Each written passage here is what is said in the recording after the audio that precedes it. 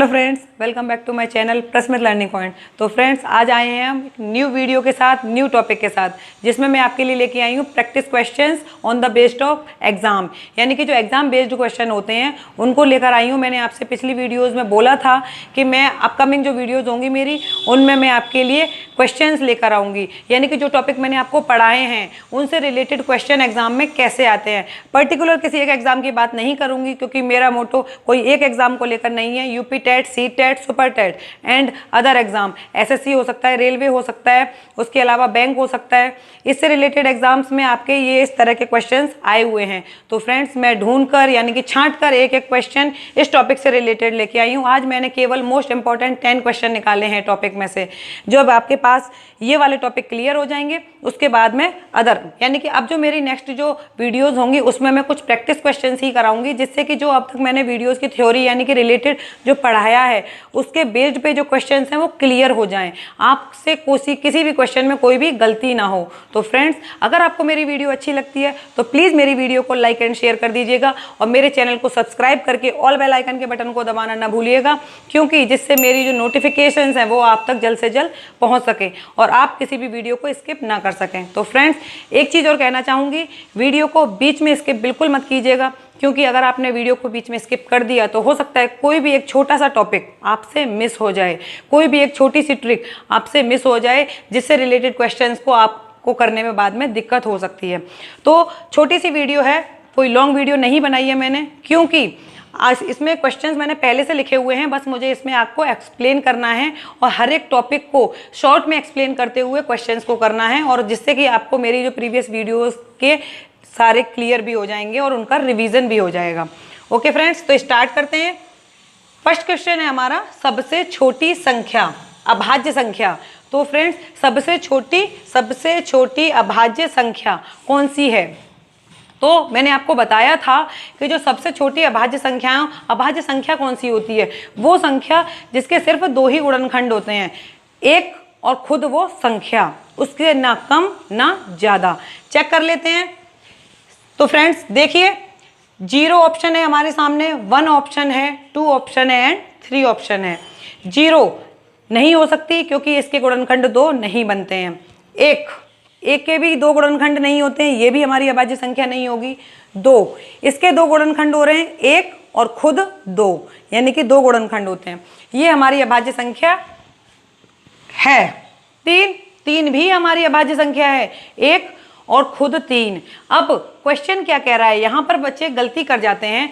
उन्होंने अगर मान लीजिए यहाँ पे डी ऑप्शन 3 है, अगर आपके सामने ए ऑप्शन 3 आ जाता है तो आप पहला ही ऑप्शन देख लेंगे 3, अरे ये तो 1 है और 3 है, इसके 2 गुणनखंड है, यानी कि 2 ही फैक्टर्स होते हैं, तो ये संख्या आपकी प्राइम नंबर्स हो जाएगी। अब ये बताइए कि ये जो 3 दिया हुआ है, अगर ये ए ऑप्शन में रख दिया जाता है तो क्या आप इसको देखते ही टिक लगा देंगे? नहीं, ये गलती नहीं करनी है, आपको सारे ऑप्शन देखने हैं।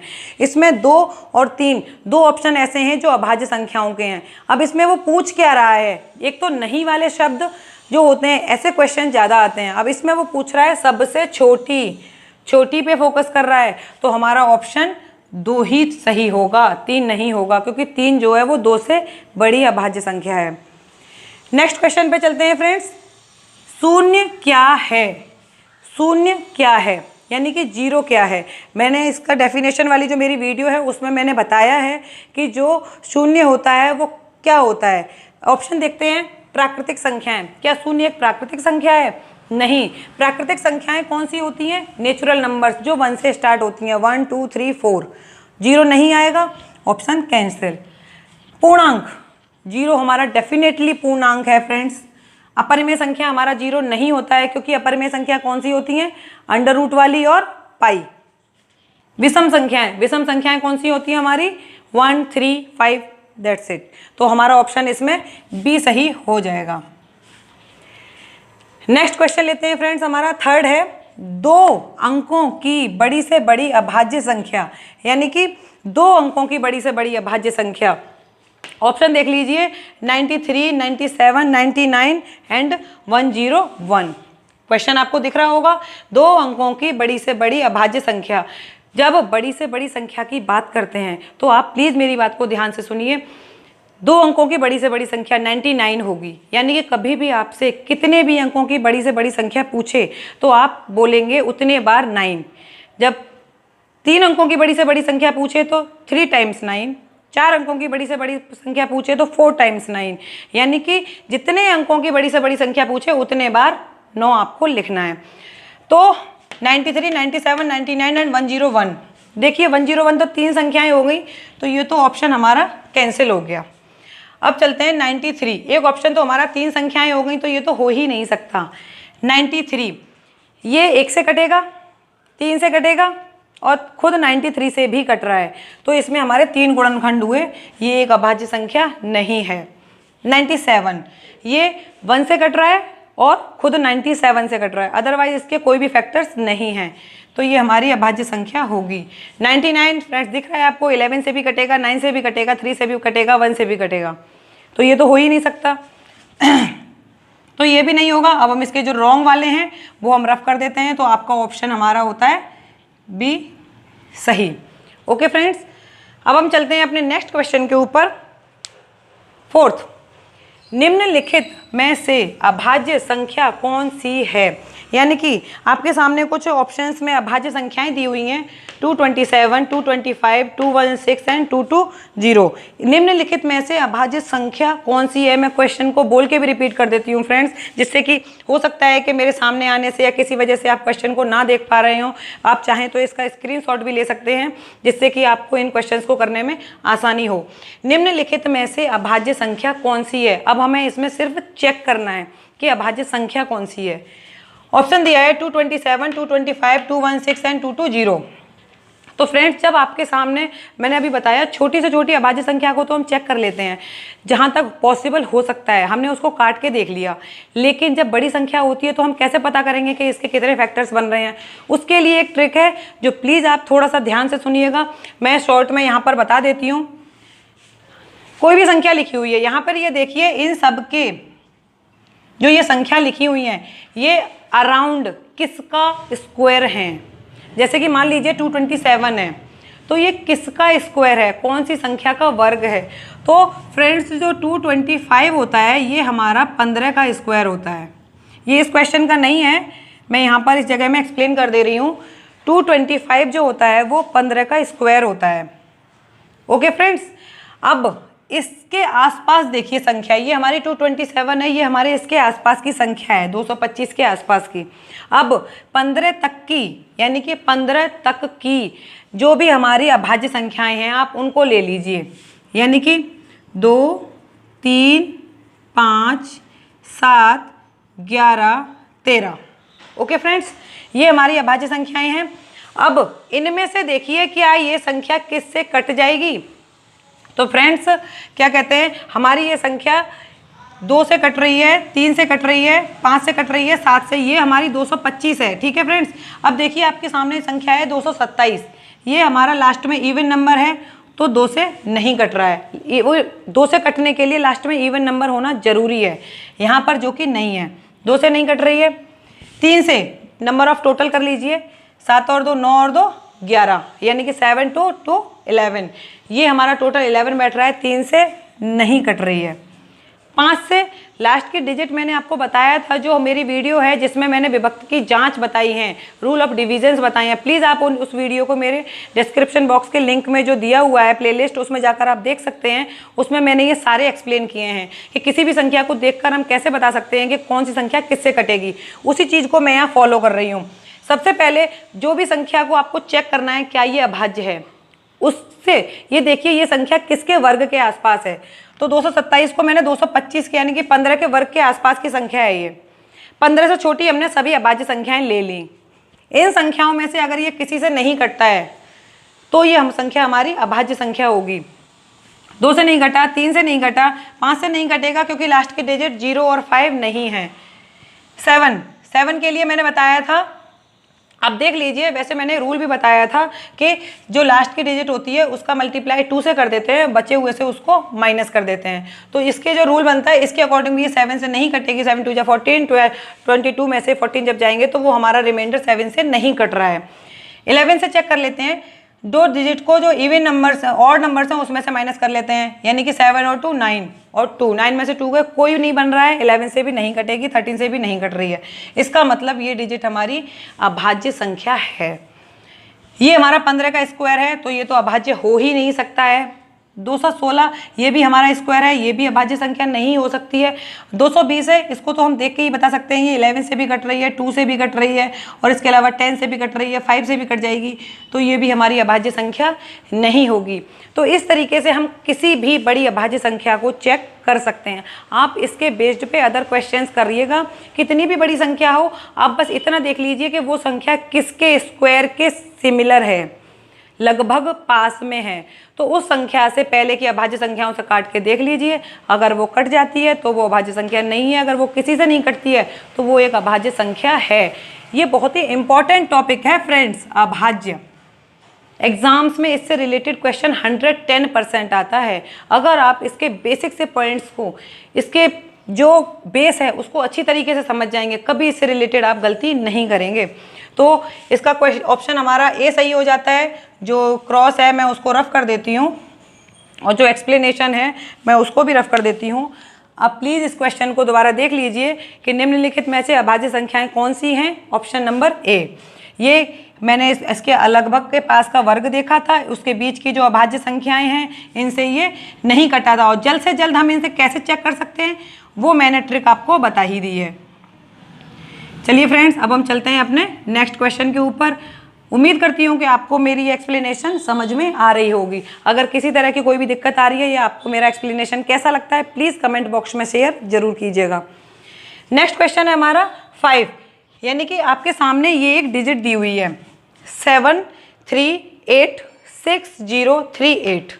ये भाज्य है किससे, हमें ये बताना है। ऑप्शन दिए हुए हैं हमारे सामने 4, 3, 9, 11। ओके फ्रेंड्स, एक ये डिजिट दी है 7386038, भाज्य है किससे, कैसे चेक करेंगे, 4 से, 3 से, 9 से, 11 से। बिल्कुल वही जो ट्रिक मैंने अभी आपको बताई उसी से हम चेक करते हैं। आपके सामने मैं चेक कर लेती हूँ 4 से। बताया था मैंने कि लास्ट 2 डिजिट्स हमारे 4 से डिविजिबल होनी चाहिए, तो वो संख्या हमारी 4 से कट जाती है। 36 होता है हमारा 4 से डिविजिबल, यानी कि ये 4 से नहीं कटेगी। ओके फ्रेंड्स, 3 से चेक कर लेते हैं, सबका टोटल कर लेते हैं हम। 7 और 3 10, 10 और 8 18, 18 और 6 यानी कि 24, 24 और 3 27, 27 और 8 25, यानी कि टोटल बैठता है हमारा 25। 25 3 से डिविजिबल, हमारा जो 25 है वो 3 का मल्टीपल्स नहीं है, तो यानी कि 3 से भी नहीं कटेगा फ्रेंड्स। अब चेक करते हैं 9 से। 9 के लिए और 3 के लिए क्या बताया था मैंने आपको, सेम नंबरों का योग देखना है, अंकों का योग।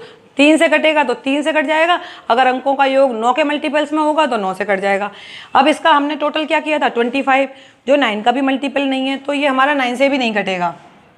अब एक ही ऑप्शन, अब आपके सामने 2 ऑप्शन है, एक तो आप तीनों क्रॉस हो चुके हैं तो सीधी सी बात है ऑप्शन डी ही सही होगा, अदरवाइज आप इसको चेक भी कर सकते हैं। रीचेक कर लेते हैं हम आपके सामने। ऑड प्लेस पे नंबर्स ले लीजिए 8 0 8, यानी कि 8 और 8 16, 16 और 7 यानी कि 26 23। ओके फ्रेंड्स, जो ऑड नंबर का आया वो हमारा आया 23 डिजिट, ऑड नंबर वाली डिजिट आई हमारी 23। अब इवन वाली का टोटल कर लेते हैं, 3 और 6 9, 9 और 3 12, और जो हमारा इवन वाली आई वो आई हमारी 11, यानी कि 23 में से जब हम 12 आया था ना, 3 + 6 9 + 7 3 + 6 9, उसके बाद हमारे सामने है 3 यानी कि 11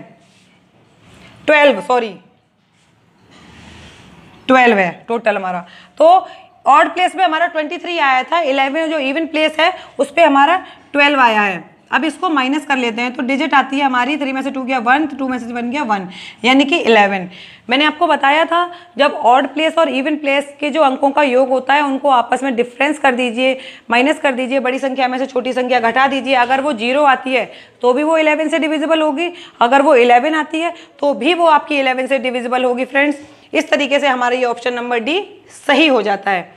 तो इसकी एक्सप्लेनेशन को मैं रफ कर दूं, आप समझ गए होंगे किस तरीके से मैंने क्या किया है। इसमें ऑड प्लेस के नंबर्स को ऐड कर दिया और इवन प्लेस के नंबर्स को ऐड कर दिया, उसके बाद हमने इसको आपस में माइनस किया तो हमारी वैल्यू आई 11, जिससे हमारा ये ऑप्शन नंबर डी प्रूफ हो गया है कि 11 से ये संख्या विभाजित होगी। तो जो क्रॉस हैं उनको रफ कर देती हूँ मैं और ऑप्शन नंबर डी हमारा सही होता है। क्वेश्चन नंबर 6 पे चलते हैं फ्रेंड्स। 15 से विभाजित कौन सी संख्या है? क्या क्वेश्चन है? 15 से विभाजित कौन सी संख्या है?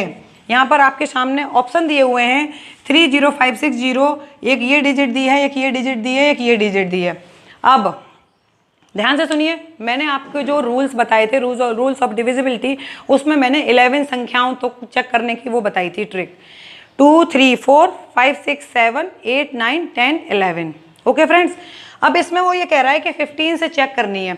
तो जैसे कि 6 का रूल था, यानी कि 6 की डिविजिबिलिटी कैसे चेक करते थे? 6 किससे मिलके बनता है? 2 और 3 से। तो जो संख्या हमारी 2 और 3 दोनों से कटती है, दोनों से, वो संख्या हमारी 6 से भी कटेगी। सेम प्रोसेस है इधर, सेम प्रोसेस अप्लाई होगा यहाँ पर। जो संख्या हमारी 15 किससे मिलकर बनता है? 3 5 जा 15, 5 3 जा 15, यानी कि 5 3 15।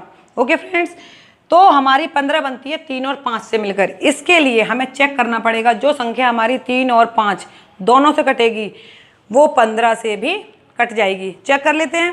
3 के लिए रूल क्या था? हमें नंबर्स ऑफ सभी नंबर्स का ऐड करना है।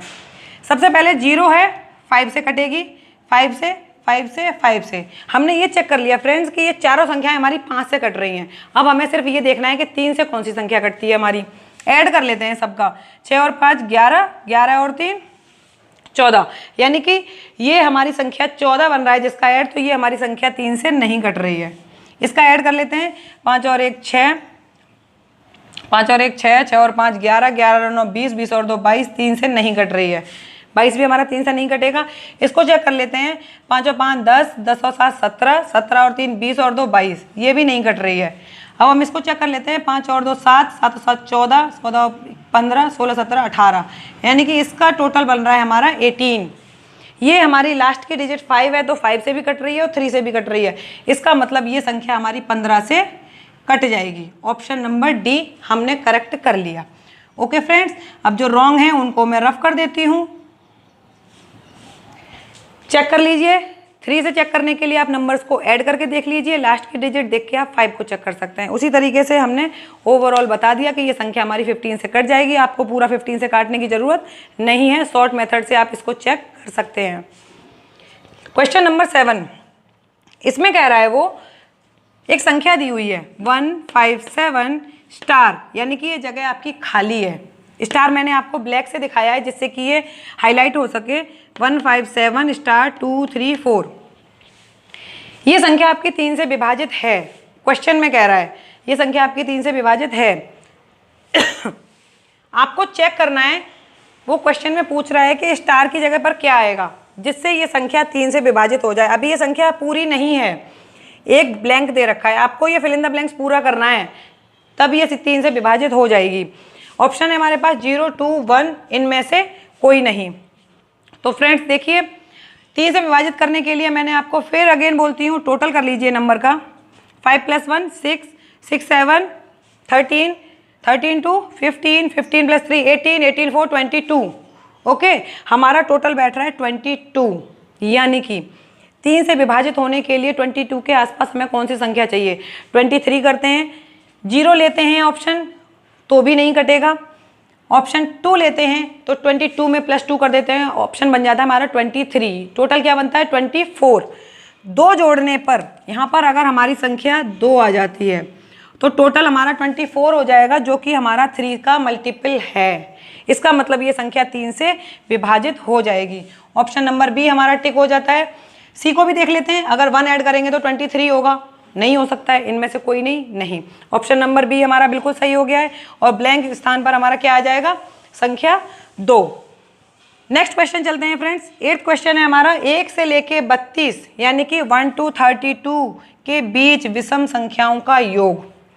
तो फ्रेंड्स एक मेरी वीडियो है जिसमें मैंने आपको एक्सप्लेनेशन दिया है कि उसमें मैंने सम इम्पॉर्टेंट रूल लिखाए हैं, फॉर्मूलाज लिखाए हैं कि सम संख्याओं का योग क्या होता है, प्राकृत संख्याओं का योग क्या होता है, विषम संख्याओं का योग कैसे निकालते हैं, वर्गों का योग कैसे निकालते हैं। मैंने उस वीडियो में ये चीज़ एक्सप्लेन की है। मैं अगेन उसको रिवाइज करते हुए आपको ये क्वेश्चन करके दिखा देती हूँ। उनके बेस्ड क्वेश्चन कैसे आते हैं, 1 से लेके 32 के बीच की।